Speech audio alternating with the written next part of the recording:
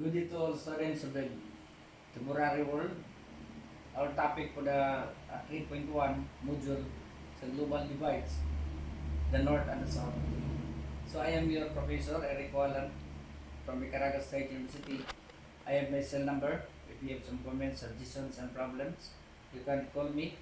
And there's an email ad if you want to uh, uh, call us to contact me and the computer, the internet. So that is a global divide between the north and the south. So we are guided with two learning outcomes. So first outcome, undertake and understand the term global south. Then differentiate the global south from the third world.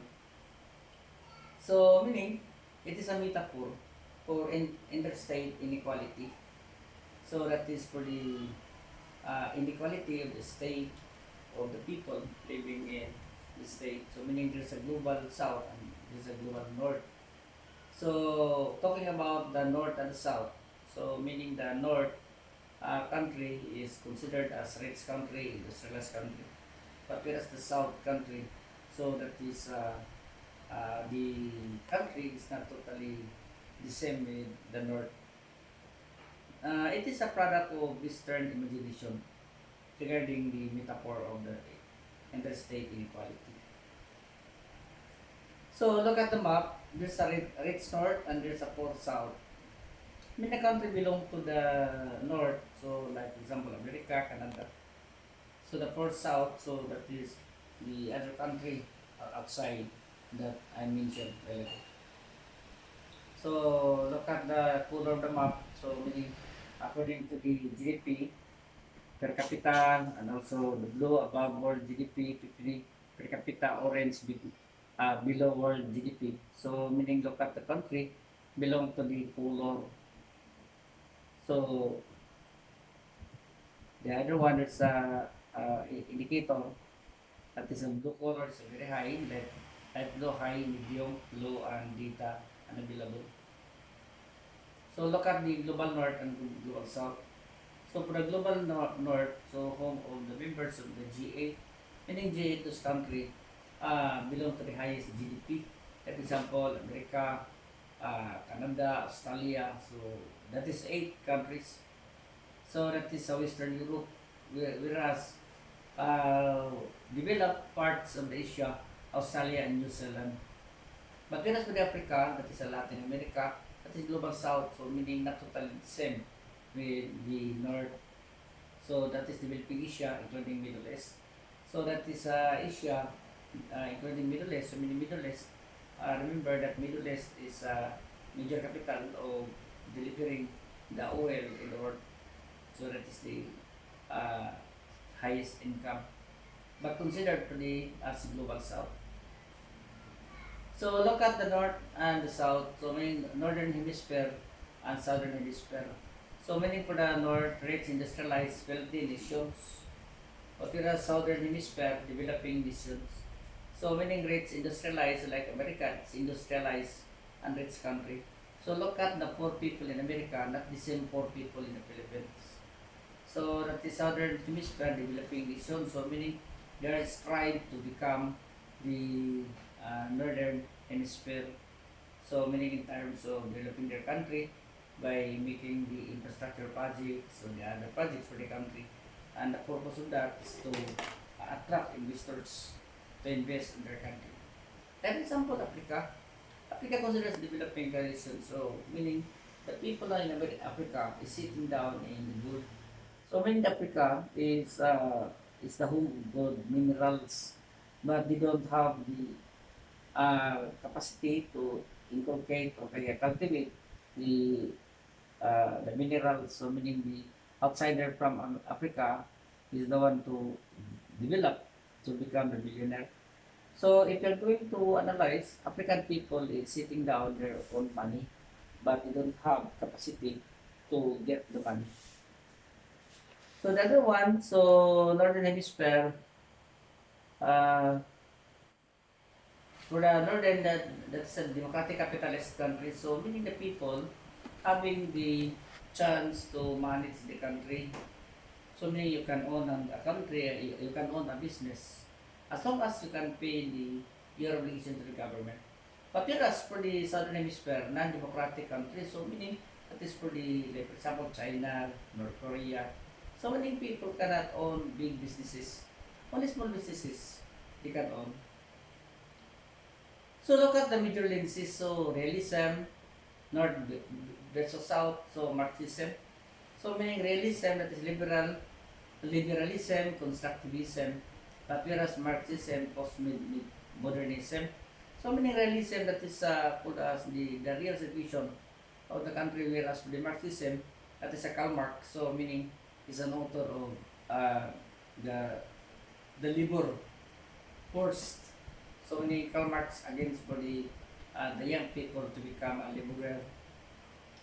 So the third world, so the third world is the antecedent of the global south. So that is for the third world. So meaning according to them, Philippines is part of the third world. That is global south. So the world ceased to exist when the Cold War ended. So meaning the word Cold War, so there was a problem between military to military to other countries. So meaning Cold War was ended in 19, I think that's 48 or 1949 for the Cold War. So look at the third world, no? So that is antecedent of the global south and ceased to exist when the Cold War ended. So next is the first world, so Western capitalism. So meaning the people now can own business. For second world, Soviet Union's socialism, and also the third world is others. So meaning others, Philippines part of the others. So look at the first world, Western capitalism.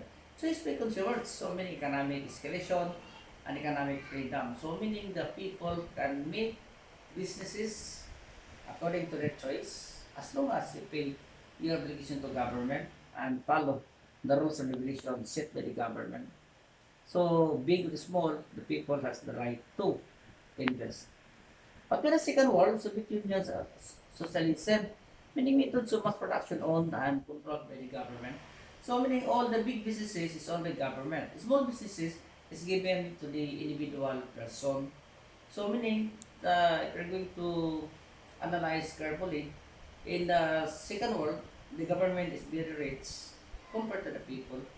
Whereas to the first world, look at the first world, is always in capitalism, every individual become rich people. But in the second world, so only government is rich. Government people is not totally rich because all the major production is owned by government, controlled by government. So meaning there's an advantage and disadvantages of owning the government. So meaning the government can control the price, can control the quality, but whereas if the business is controlled by individual, so meaning the price now can maybe the government can control, but not the same with government owned businesses. Look at the third worlds, neither of the two improve poor, non-industrialized, less industrialized, lack of standards in banking, finance, and trade. So meaning that is a non-industrialized. So if you're going to compare Butuan City, look at the banking, finance, the banking institution in Butuan. It's not the same with the highly urbanized city in the Philippines. So meaning only few banks in Butuan City. If there's a bank, only one, not many branches. So in Butuan City, only BDO is having two, and Metrobank is having two, but the rest of the bank is only one. So look at the scenario of the third world. The other one example is about Hinuog. So Hinuog, look at the banks of Hinuog. So meaning the Hinuog now, Hinuog City. So compared to Butuan, so Butuan is better than Hinuog, but in suma total, Butuan and Hinuog, the same pa rin, is not highly industrialized. So the developing countries correctly point out for the West consumes most of the world's natural resources. First, social and economic inequality between developed and developing countries. So meaning there's a social and economic inequality. So it's normal. So if you're going to study, so meaning our property, our wealth is not totally equal. That is inequality. So meaning for example, Pedro or Peter having much money, but the other people who want, maybe who want has no money. So meaning in terms of property, so meaning one is a big property, the other one is no property. So that is a scenario of the uh, the social and economic inequality. So the other one is developing countries think that the West has reached the top of the ladder of the development and wants to push the ladder out from other poorer states. So meaning developing countries now think that the West has reached the top of the ladder. Like for example, the the other countries now, rich country is put as mandating the poor country to follow them. So meaning you can borrow money to the country, but the decision of the big country must be followed and uh, used by the small country. So meaning no choice is to follow. Like for example, you can to borrow the money from that country. So if that country is asking about the businesses from their country, so you have no choice is to accept the offer because you have a money, lend money. So the other was developing countries aspire to achieve the same level of economic development and standards of living as developed countries. So lack facilities, limited talents, skills, due to accessibility of resources. So meaning that is simply so in terms of the skills, so that's why we become called as one of the poorer country because people lack of skills. That's why the Philippines now is strengthening the TISDA, the Filipinos having a skillful person. So the other one states of the Global South, so as to why this should not have the opportunity to follow the same path. So the South asks the North to emit less greenhouse gases, consume less renewable resources, particularly fossil fuels, and transfer funds and technology to the South so that the South can develop. So meaning that is the request of the South.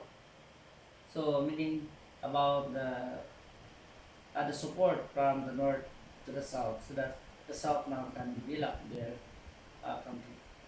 Another one is foreign investor may recover damages for direct or indirect expropriation for its property, including lost profits.